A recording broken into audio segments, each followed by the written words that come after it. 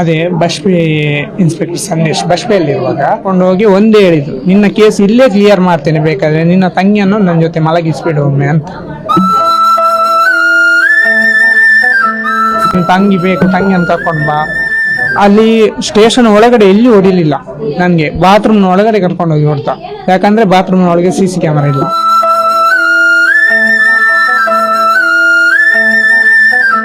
Hospital ಅಲ್ಲಿ ನಮ್ಮ ತಾಯಿ ಅಡ್ಮಿಟ್ ಆಗಿದ್ರು.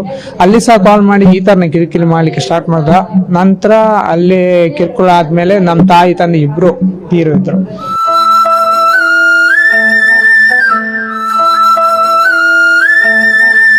ಅಂದ್ರೆ ಇನ್ನು ನಿನ್ ಮೇಲೆ ನಾನು ರಿವೆಂಜ್ ಬಿಡಲ್ಲ, ಇನ್ನು ನಿನ್ ಮೇಲೆ ರಿವೆಂಜ್ ಉಂಟು, ನಾನು ಪುನಃ ನನ್ನನ್ನು ಸಸ್ಪೆಂಡ್ ಮಾಡಿದೆ ಅಂತ ಆ ತರ ಏನಾದ್ರೆ ನಿಂಗೆ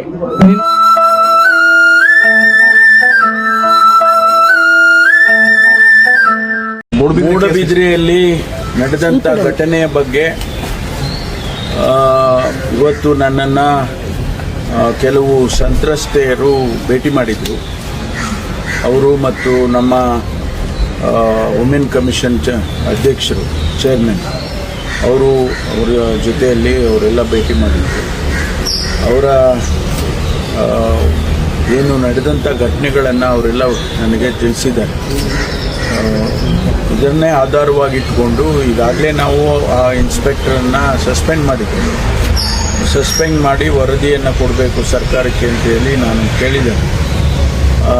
ಆದರೆ ಇವತ್ತು ಅವರ ಅನೇಕ ಇನ್ಸಿಡೆಂಟ್ಗಳೇನು ಅವರು ಹೇಳಿದ್ದಾರೆ, ಅದರ ಆಧಾರದ ಮೇಲೆ ಇದನ್ನು CIDಯಿಂದ ತನಿಖೆ ಮಾಡಿಸಬೇಕು ಅಂತ ಹೇಳಿ ನಾನು ಈಗಾಗಲೇ ಸೂಚನೆಯನ್ನು ನಮ್ಮ DGP IGP ಅವರಿಗೆ ಕೊಟ್ಟಿದ್ದೇನೆ. ಅದೇ ಬಸ್ಪೆ ಇನ್ಸ್ಪೆಕ್ಟರ್ ಸಂದೇಶ್ ಬಸ್ಪೆಯಲ್ಲಿರುವಾಗ ಅವರು ಎಳ್ನೀರಿನ ವಿಷಯದಲ್ಲಿ ನನ್ನ ಸ್ಟೇಷನ್ ಕೊಂಡೋಗಿದ್ರು. ಅಲ್ಲಿ ಸಿಕ್ಕಾಪಟ್ಟೆ ಹೊಡಿದ್ರು, ಮತ್ತೆ ರೋಲ್ ಎಲ್ಲ ಹಾಕಿದ್ರು, ತುಂಬಾ ಹೊಡಿತಾನೆ ಇದ್ರು. ನಂತರ ಬಸ್ಪೆ ಸ್ಟೇಷನ್ ಹೊರಗಡೆಯಿಂದ ಪ್ರತಿಭಟನೆ ಸ್ಟಾರ್ಟ್ ಆಯಿತು. ಪ್ರತಿಭಟನೆ ಸ್ಟಾರ್ಟ್ ಆದ್ಮೇಲೆ ನನ್ನನ್ನು ಹೊರಗಡೆ ಬಿಟ್ಟರು. ನಂತರ ಹಾಸ್ಪಿಟಲ್ಗೆ ಹೋಗಿ ಅಡ್ಮಿಟ್ ಆದೆ. ಆ ಹಾಸ್ಪಿಟಲಲ್ಲಿ ನನ್ನ ಮೈಯಲ್ಲಿದ್ದ ಗಾಯ ಎಲ್ಲ ನೋಡಿದ್ರು, ನ್ಯೂಸ್ನವ್ರು ಬಂದರು, ಕಮಿಷನರ್ ಎಲ್ಲರೂ ಬಂದರು. ನೆಕ್ಸ್ಟ್ ಅವರನ್ನು ಸಸ್ಪೆಂಡ್ ಮಾಡಿದ್ರು. ನಂತರ ಸಸ್ಪೆಂಡ್ ಆದಮೇಲೆ ನಾವು ಮನೆಗೆ ಬಂದೆ. 1.5 ತಿಂಗಳು ಮನೆಯಲ್ಲಿ ಮಲಗಿದ್ದೆ, ಹುಷಾರಿರಲಿಲ್ಲ, ಕಾಲೆಲ್ಲ ರೋಲ್ ಹಾಕಿ. ನಂತರ ಅಲ್ಲಿ ನಮ್ಮ ತಾಯಿಗೆ ಇನ್ಸ್ಪೆಕ್ಟರ್ ಸಂದೇಶ್ ಕಾಲ್ ಮಾಡಿ ಕಿರುಕುಳ ಮಾಡಿಗೆ ಸ್ಟಾರ್ಟ್ ಮಾಡಿದ್ದ. ನನ್ನನ್ನು ಇವರು ಸಸ್ಪೆಂಡ್ ಮಾಡಿದಲ್ಲ, ಇನ್ನೂ ಅವನನ್ನು ಬಿಡಲ್ಲ, ಸುಮ್ಮನೆ ತುಂಬ ಕಿರುಕುಳ ಮಾಡ್ದ. ಆಮೇಲೆ ತಂಗಿಗೆ ಇದು ಕಿರುಕುಳ ಮಾಡ್ದ ತಾಯಿ ಹತ್ರ ಹೇಳಿ. ಮತ್ತೆ ನನ್ನ ಹತ್ರ ಕಾಲ್ ಮಾಡಿ ತಂಗಿಯನ್ನು ಕರ್ಕೊಂಡು ಬಾ ಸ್ಟೇಷನ್ಗೆ, ಅವ್ರ ಜೊತೆ ನನಗೆ ಮಲಗಬೇಕು, ಆ ಥರದ ತುಂಬ ಸ್ಟೇಷನಲ್ಲಿ ಹೊಡಿಯುವಾಗ ಸಹ ಆ ಥರನೇ ಹೇಳ್ತಾ ಇದ್ದ. ನಂತರ ಅದಾಗಿ ನಮ್ಮ ತಾಯಿಗೆ ತುಂಬ ಕೇಳಿ ಹುಷಾರಿಲ್ಲ, ತಾಯಿ ತಂದೆಗೆ ಇಬ್ಬರಿಗೆ. ನಂತರ ಅವರನ್ನು ಕರ್ಕೊಂಡು ನಾನೊಂದು 2 ವರ್ಷ BC ರೋಡ್ ಆ ಕಡೆ ಹೋಗಿದ್ದೆ. ಹಾಸ್ಪಿಟಲಲ್ಲಿ ಹಾಸ್ಪಿಟಲಲ್ಲಿ ನಮ್ಮ ತಾಯಿ ಅಡ್ಮಿಟ್ ಆಗಿದ್ರು. ಅಲ್ಲಿ ಸಹ ಕಾಲ್ ಮಾಡಿ ಈ ಥರನೇ ಕಿರಿಕಿರಿ ಮಾಡಲಿಕ್ಕೆ ಸ್ಟಾರ್ಟ್ ಮಾಡ್ದ. ನಂತರ ಅಲ್ಲಿ ಕಿರುಕುಳ ಆದ್ಮೇಲೆ ನಮ್ಮ ತಾಯಿ ತಂದೆ ಇಬ್ರು ತೀರಿದ್ರು. ನಂತರ ಅಲ್ಲಿಂದ ನಾನೊಂದು 2 ವರ್ಷ ಬಿಟ್ಟು ಈ ಕಡೆ ನಮ್ಮ ಕಟೀಲ್ಗೆ ರಿಟರ್ನ್ ಬಂದೆ. ಅಲ್ಲಿ ಬರಬೇಕಾದ್ರೆ ನಮ್ಮ ಮನೆ ಎಲ್ಲ ತುಂಬ ಗಲೀಜಿತ್ತು. ನಂತರ ನಮ್ಮ ಫ್ರೆಂಡ್ಸ್ಗಳಿಗೆಲ್ಲ, ಸ್ನೇಹಿತರಿಗೆ ಎಲ್ಲರಿಗೆ ಕಾಲ್ ಮಾಡಿ ಮನೆಗೆ ಬಂದೊಂದು ಮನೆ ಕ್ಲೀನ್ ಮಾಡುವ, ನಂತರ ಒಂದು ಪೂಜೆ ಎಲ್ಲ ಇಡುವಂತ. ಮನೆ ಕ್ಲೀನ್ ಮಾಡ್ತಿರ್ಬೇಕಾದ್ರೆ ನಾನು ಮದುವೆ ಆಗುವ ಒಬ್ಳು ಹುಡುಗಿ, ಅವಳಿಗೆ ಏಜ್ ಆಗಿರಲ್ಲ, ಅವಳು ಕಾಲ್ ಮಾಡಿದೆ, ಈ ತರ ಮನೆ ಕ್ಲೀನ್ ಮಾಡ್ತಿದ್ದೇನೆ, ನೀನ್ ಬರಕ್ ಹೋಗ್ಬೇಡ ಅಂತ ಹೇಳ್ತಿದ್ದೆ. ಆದ್ರೂ ಅವಳು ಬಂದಿದ್ಲು. ನಂತರ ಮನೆ ಕ್ಲೀನ್ ಆದ್ರು, ಒಬ್ಬೊಬ್ರು ಒಂದೊಂದು ಪ್ಲೇಸ್ ಅಲ್ಲಿ ಮನೆ ಕ್ಲೀನ್ ಮಾಡ್ತಿದ್ವಿ. ಆ ಕಸ ಅಲ್ಲೇ ಎಲ್ಲ ಮನೆ ಹತ್ರ ನಿಂತವು. ಈ ಒಂದು ಸ್ವಲ್ಪ ಹೊತ್ತಾದ್ಮೇಲೆ ಈ ಬುಲೆರೋ ಕಾರ್ ಬಂತು, ಮೂಡುಬಿದ್ರೆ ಸ್ಟೇಷನ್ ಇದ್ದು, ಸಂದೇಶ್ ಇನ್ಸ್ಪೆಕ್ಟರ್ ಬುಲೆರೋ ಕಾರ್ನಲ್ಲಿ ಬಂದು ಏನಂತ ಕೇಳ್ದೆ, ಏನಿಲ್ಲ ರೇಪ್ ಅಂತ ಹೇಳಿ ಎಲ್ಲರನ್ನು ಕರ್ಕೊಂಡು ಹೋದ ಸ್ಟೇಷನ್ಗೆ. ಕರ್ಕೊಂಡೋಗಿ ಕಾರಲ್ಲಿ ಹೋಗೋನೆ ಹೊಡಿದ, ಮನೆಯಲ್ಲಿ ಹೊಡ್ದ. ಕಾರಲ್ಲಿ ಹೋಗೋಗಿ ಹೇಳ್ದ, ಇದು ನಿಂಗೆ ರೇಪ್ ಕೈಸಿ ಅಂತ ನಾನು ಬಂದದ್ದಲ್ಲ, ನಿನ್ನ ರಿವೆಂಜ್ ತೆಗಿಲಿಕ್ಕೆ ಬಂದದ್ದು. ಇದಕ್ಕಿಂತ ಮೊದಲಿನ ಬಸ್ಪೆ ಸ್ಟೇಷನ್ ಅಲ್ಲಿ ನನ್ನನ್ನು ಸಸ್ಪೆಂಡ್ ಮಾಡಿದ್ಯಲ್ಲ, ಅದಕ್ಕೋಸ್ಕರ ನಿಂಗೆ ರಿವೆಂಜ್ ತೆಗಿಲಿಕ್ಕೆ ಬಂದದ್ದು. ನಿನ್ ಸ್ನೇಹಿತರ ನಂಗೆ ಬೇಡ, ಆದ್ರೂ ಈಗ ನಿನ್ ಜೊತೆ ಇದ್ದಾರಲ್ಲ ಅವರನ್ನು ಸುಮ್ಮನೆ ಬಿಡಲ್ಲ ಅಂತ ಸ್ಟೇಷನ್ ಕರ್ಕೊಂಡು ಹೋದ. ಅಲ್ಲಿ ಸ್ಟೇಷನ್ ಒಳಗಡೆ ಎಲ್ಲಿ ಹೊಡಿಲಿಲ್ಲ ನನ್ಗೆ, ಬಾತ್ರೂಮ್ ಒಳಗಡೆ ಕರ್ಕೊಂಡು ಹೋಗಿ ಹೊಡ್ತಾ. ಯಾಕಂದ್ರೆ ಬಾತ್ರೂಮ್ ಒಳಗೆ CC ಕ್ಯಾಮರಾ ಇಲ್ಲ. ಅದ್ರೊಳಗೆ ಹೋಗಿ ಕರ್ಕೊಂಡು ಹೋಗಿ ಒಂದೇ ಹೇಳಿದ್ರು, ನಿನ್ನ ಕೇಸ್ ಇಲ್ಲೇ ಕ್ಲಿಯರ್ ಮಾಡ್ತೇನೆ, ಬೇಕಾದ್ರೆ ನಿನ್ನ ತಂಗಿಯನ್ನು ನನ್ನ ಜೊತೆ ಮಲಗಿಸ್ಬಿಡು ಒಮ್ಮೆ ಅಂತ. ಆದ್ರೂ ನಾನು ಏನು ಅದಕ್ಕೆ ರೆಸ್ಪಾನ್ಸೇ ಮಾಡಲಿಲ್ಲ. ನನ್ನ ತಂಗಿ ಮೊದಲೇ ನಂಗೆ ಗೊತ್ತುಂಟು ಇವ ಏನಾದರೂ ಮಾಡ್ತಾನಂತ, ಅದಕ್ಕೆ ನನ್ನ ತಂಗಿಯನ್ನು ನನ್ನ ದೊಡ್ಡಮ್ಮನ ಮನೆಯಲ್ಲಿ ಮೊದಲೇ ಬಿಟ್ಟಿದ್ದೇನೆ, ಇನ್ನೇನು ಅಲ್ಲಿ ಕಿರಿಕಿರಿ ಆಗ್ಬಾರ್ದಂತ. ನಂತರ ಇವನು ಎಷ್ಟು ಹೇಳಿದ್ರು ಬಿಡ್ಲೇ ಇಲ್ಲ. ನಂತರ ಜೈಲಿಗೆ ಹಾಕಿದ. ಜೈಲಲ್ಲಿ ಸಹ 3 ಮಂದಿಗೆ ನಮ್ಮ ಸ್ನೇಹಿತರಲ್ಲಿ 4 ಮಂದಿಗೆ ರೇಪ್ ಕೇಸ್ ಬಿದ್ದದ್ದು ನ್ಯೂಸಲ್ಲಿ ಎಲ್ಲರಲ್ಲಿ ಬಂತು. ಆದರೂ ಏನು ಮಾಡ್ಲಿಕ್ಕೆ ಆಗಿಲ್ಲ. ನಂತರ ಜೈಲಲ್ಲಿ ಇದು ಜಾಮೀನು, ನಂಗೆ ಜಾಮೀನು ಆಗ್ಬೇಕಾದ್ರೆ ನನ್ನ ತಂದೆ ತಾಯಿ ಯಾರು ಇರಲಿಲ್ಲ, ನಂಗೆ ಜಾಮೀನು ದುಡ್ಡು ಕೊಡ್ಲಿಕ್ಕೆ ಯಾರು ಇರಲಿಲ್ಲ.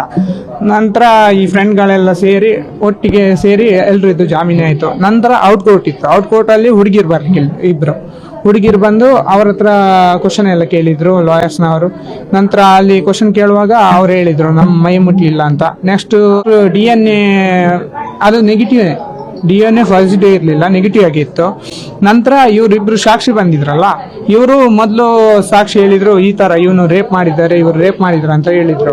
ನಂತರ ನೋಡುವಾಗ ನಿಮ್ಮ ಏರಿಯಾ ಯಾವ್ದು ಕೇಳಿದ್ರು, ನಂತರ ಯಾವ ಊರು, ಎಲ್ಲಿಂದ, ಇವ್ನು ಎಲ್ಲಿ ನೋಡಿದ್ದೀರಿ ನೀವು ರೇಪ್ ಮಾಡ್ಲಿಕ್ಕೆ ಅಂತ ನೋಡುವಾಗ ಅವರು ಹೇಳಿದ್ರು ಇಬ್ರು ಸಾಕ್ಷಿಗಳು, ಇದು ನಮ್ಮನ್ನು ಸಂದೇಶ ಕಳಿಸಿದ್ದು ಇವರು ರೇಪ್ ಮಾಡಿದಾರೆ ಅಂತ ಹೇಳಿಕೆ ಅಂತ. ಇವ್ರ ಮೇಲೆ ಏನೋ ರಿವೆಂಜ್ ಇತ್ತಂತೆ, ಅದಕ್ಕೋಸ್ಕರ ನಮ್ಮನ್ನು ಸಾಕ್ಷಿ ಹೇಳಿಕೆ ಕಳಿಸಿದ್ದಾರೆ ಅಂತ ಹೇಳಿದ್ರು.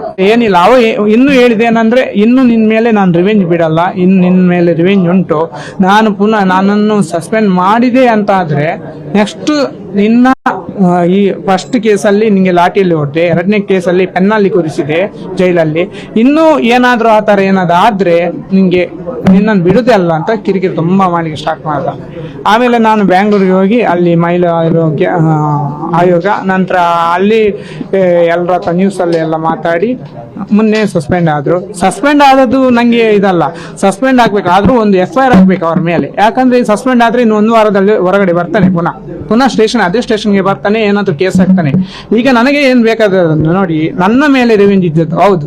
ನನ್ನ ಫ್ರೆಂಡ್ಸ್ಗಳನ್ನೆಲ್ಲ ಸೇರಿಸಿ, ನಮ್ಮ ಸ್ನೇಹಿತರನ್ನು 3 ಮಂದಿ ಸ್ನೇಹಿತರು ಇದ್ರು, ಅದರಲ್ಲಿ ಒಬ್ಬ ಹೊರ ದೇಶಕ್ಕೆ ಹೋಗ್ಲಿಕ್ಕಿದ್ದ, ಒಬ್ನಿಗೆ ಈಗ ಹುಷಾರಿಲ್ಲ, ಈ ಕೇಸ್ ಆದ್ಮೇಲೆ ಹುಷಾರಿಲ್ಲ, ಆ ತರ ಎಲ್ಲ ಆಗಿದೆ. ಈಗ ನಮ್ಗೆ ನ್ಯಾಯ ಯಾರು ಕೊಡಿಸ್ತಾರೆ ಅಂತ ನಂಗೆ ಸುಳ್ಳು ಆರೋಪ, ಫೇಕ್ ರೇಪ್ ಕೇಸ್ ಹಾಕಿದ.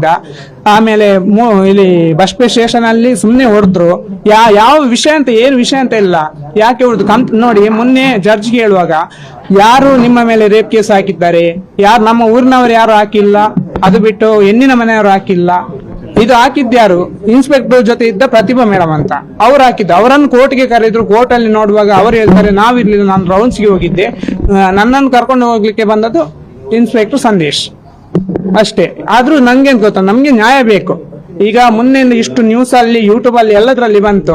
ಆಗ ಈಗ ನಮ್ಗೆ ಹೊರಗಡೆ ಎಲ್ಲೂ ಮುಖ ತೋರಿಸ್ಲಿಕ್ಕಿಲ್ಲ, ಯಾಕಂದ್ರೆ ನಾವು ರೇಪ್ ಮಾಡಿದವರು ಅಂತ.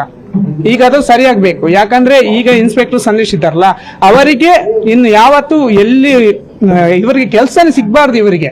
ಯಾಕಂದ್ರೆ ಈ ತರ ನಮ್ಗೆ ಪೊಲೀಸೇ ಬೇಡ, ನ್ಯಾಯ ಇಲ್ಲ.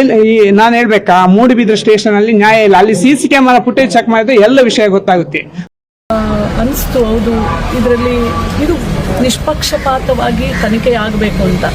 ಈಗ CIDಗೆ ವರ್ಗಾವಣೆ ಮಾಡಲಿಕ್ಕೆ ಸಹ ಮೇಲಿನ ವರಿಷ್ಠ ಅಧಿಕಾರಿಯವರಿಗೆ ಫೋನ್ ಮಾಡಿ ಹೇಳಿದ್ದಾರೆ.